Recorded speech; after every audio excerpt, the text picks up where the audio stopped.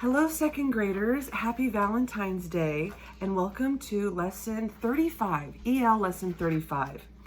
We are continuing work out of our purple module books and we're reading from the informational text Fossils. We're using evidence from this text to learn more about fossils and answer questions. But before we do that, I want to talk some about collective nouns. A noun is a person, place, or thing, and a collective noun describes a group of things. And in this case, we're talking about groups of animals. So a blank of wolves chased the deer. What would go good in that blank? A blank of wolves chased the deer. Or there was a large blank of fish swimming in the ocean. I might use a pack of wolves or a school of fish to describe, as my collective noun, to describe this group of animals. Now, you're going to create your own sentence using the collective noun for lions. Does anyone know what the collective noun for lions is? The collective noun for a group of lions is a pride. What sentence could we create using the word pride? So if we were going to use a sentence with the word pride, let's write it down. This is one of your assignments. You have notes in the back of your module. You can always use this to write. So let's use a sentence with the word pride. The collective noun for a group of lions is a pride. What sentence could we create using the word pride? A pride of lions roamed the Sahara. A pride of lions roamed the Sahara. That's a desert in Africa. All right. You can come up with your own sentence. A pride of lions walked around looking for food. Anything you want to say. All right. So here is this poem, A Group of Dinosaurs. Do you remember this? Let's reread this. Dinosaurs are the topic I'll do my project on. I don't know what a group is called, and so I asked my mom. She said she knew a group of fish was always called a school. A group of lions is called a pride, I said. That's really cool. She said she's fed a flock of sheep and saw a nest of mice. It's a nest of mice. I didn't know that one. She sat among a crowd of people, maybe once or twice. And dinosaurs? I asked again, but Mom just ate her lunch.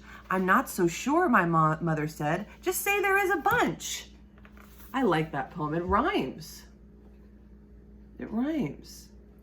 So we're talking about collective nouns, groups of things. We'll talk about more about collective nouns in small groups this week. Now, Charlie's in second grade. She's here on the side here. We are going to switch gears and take a look at page 19 because we need to figure out step 4 of the fossilization process, and it's on this page.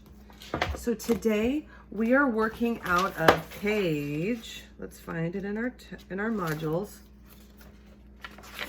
85. We're working out of page 85 in our module books. Okay, our purple module books, page 85. And we're using evidence from the text to answer questions about fossils. So let's reread. And here you can see, here the fish is swimming, it dies, it is buried quickly, all the fleshy meaty part goes away, and what remains is the bones. And we're going to talk about this step 4 today.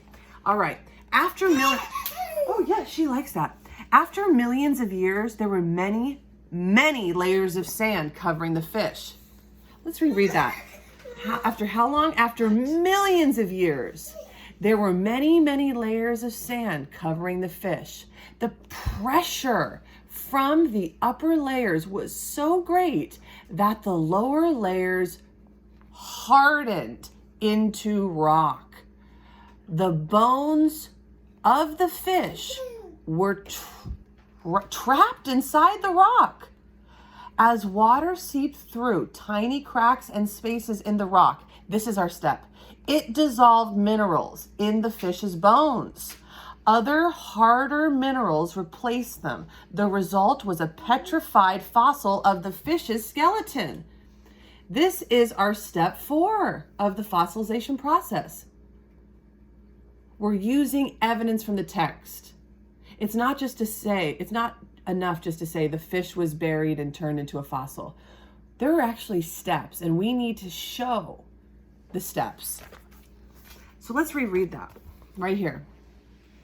As water seeped through tiny cracks and spaces in the rock, it dissolved minerals in the fish's bones. Other harder minerals replaced them. The result was a petrified fossil of the fish's skeleton. So on page 85, you are going to draw just the bones of the fish at the bottom of the ocean. This is sand here, so you could maybe make this yellow. This is water droplets. So it says over time, water seeps in and petrifies the fish's bones. Okay, this is step number 4. If you can see up here, it says step 4 right here. Okay, we have a fish and we have a detailed sentence describing our picture here. Okay, you can pause this video at any time. So our target is we're using evidence from this text, fossils, to learn more about fossils and answer questions. All right, second graders, thank you for your attention, and I look forward to seeing page 85 in your purple module books and your sentence about a pride of lions. Okay, collective nouns. All right, I will see you very soon, and again, happy Valentine's Day.